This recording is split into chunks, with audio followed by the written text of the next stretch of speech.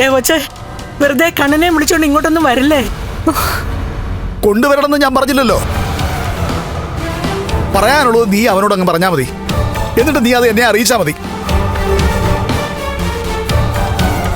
അപ്പോഴേ അവൻ ഇനി കേസ് കൊടുക്കുകയാണെന്നുണ്ടെങ്കിൽ പോലീസുകാരോട് പറയണം. എനിക്ക് നടക്കാൻ പറ്റത്തില്ല, ഇങ്ങോട്ട് വന്നാൽ മതി എന്നെ അറസ്റ്റ് ചെയ്യാൻ. മോളെ, ഇവൻ മനഃപൂർവ്വം അല്ല മോളെ അന്ന് വണ്ടി കൊണ്ടിടിച്ചത്. അത് യാദൃച്ഛികമായി സംഭവിച്ചു പോയതാ. റോഡിൽ തന്നെ എന്തെല്ലാം അപകടങ്ങൾ നടക്കുന്നു. അതുപോലെ ഒരു അപകടമായിരുന്നു അതും. ആര് പറഞ്ഞു അത് അപകടമായിരുന്നു? അങ്ങനൊന്നും അല്ല സംഭവിച്ചത്. അങ്ങനെ തന്നെയാ സംഭവിച്ചേ. നീ പോടാ. തലയ്ക്ക് വെളിവില്ലാതായപ്പോ ഓരോന്ന് പറഞ്ഞോണ്ട് നടക്കുന്നു. അങ്ങനൊന്നും അല്ല. ഞാൻ പറയാം. നീ മിണ്ടരുത്. മോള് പൊക്കോ പൊക്കോ. ഇനി ഇവൻ മനഃപൂർവ്വം കൊന്നതാണെന്ന് പറഞ്ഞു കളയും. അങ്ങനത്തെ അവസ്ഥയിലാ ഇവർ നിൽക്കുന്നത്. മോള് പൊക്കോ പൊക്കോ. മോള് പൊക്കോ.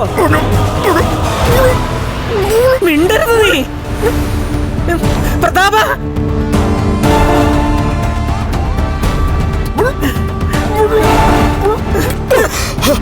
മോളെ ലക്ഷ്മി, വിഷ്ണുനാഥനെ കൊന്നത് ഞാനാടി. വാമദേവൻ പറഞ്ഞിട്ട് കൊന്നതാ ഞാൻ.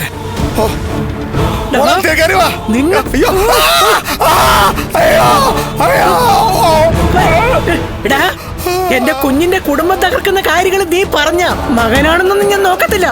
പിടിച്ച് തീരിക്കും ഞാൻ, തീരിക്കും. അവിടെ കിടക്ക്.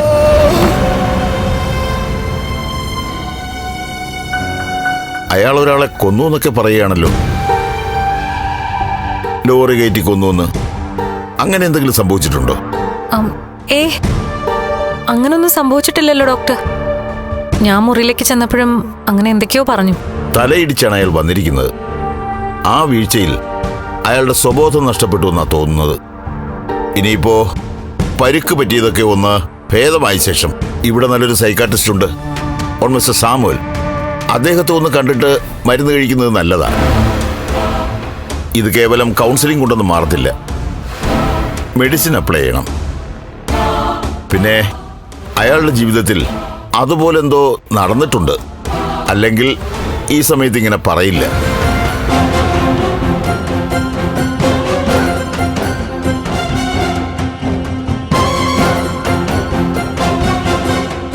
മനുഷ്യന്റെ ഉപബോധ മനസ്സിൽ കിടക്കുന്ന കാര്യങ്ങളാണ് ഇതുപോലുള്ള അവസ്ഥയിൽ വിളിച്ചു പറയുന്നത്. പ്രായം ചെന്ന ചില മനുഷ്യരെ കണ്ടിട്ടില്ലേ? അവർ മരണത്തോടടുക്കുന്ന സമയത്ത് കുഞ്ഞുനാളിൽ സംഭവിച്ച കാര്യങ്ങളൊക്കെ ഇന്നലെ കണ്ടതുപോലെ പറയാറുണ്ട്. അതുമാത്രമായിരിക്കും ആ സമയത്ത് അവർ ഓർത്തെടുക്കുന്നത്. എന്നുവെച്ചാൽ നമ്മുടെ ജീവിതത്തിൽ സംഭവിച്ചു പോയ നല്ലതും ചീത്തയുമായ സംഭവങ്ങളായിരിക്കും ഇത്തരം സ്റ്റേജിൽ ഒരാളുടെ മനസ്സിൽ പെട്ടെന്ന് ഓടിയെത്തുന്നത്. അതുകൊണ്ടാണ് ഞാൻ പറഞ്ഞത്, ഒരു സമയത്ത് ലോറി ഡ്രൈവറായിരുന്ന അയാള് ലോറി ഇടിച്ച് ആരെങ്കിലും കൊന്നു കാണും. അത് എനിക്കറിയാത്ത കാര്യമാണ് ഡോക്ടറെ. അതേപ്പറ്റി അയാൾക്ക് നല്ല ബോധമുണ്ടെന്നാണ് തോന്നുന്നത്. അതെന്തെങ്കിലും ആയിക്കോട്ടെ, അയാൾക്ക് എന്തായാലും നല്ല ട്രീറ്റ്മെന്റ് ആവശ്യമുണ്ട്. അതേപ്പറ്റി മുത്തശ്ശിയോട് പറഞ്ഞാൽ മതി. മരുന്ന് കഴിച്ചിട്ടായാലും അച്ഛൻ്റെ ഈ അവസ്ഥയിൽ ഒരു മാറ്റം വരണം ഡോക്ടർ.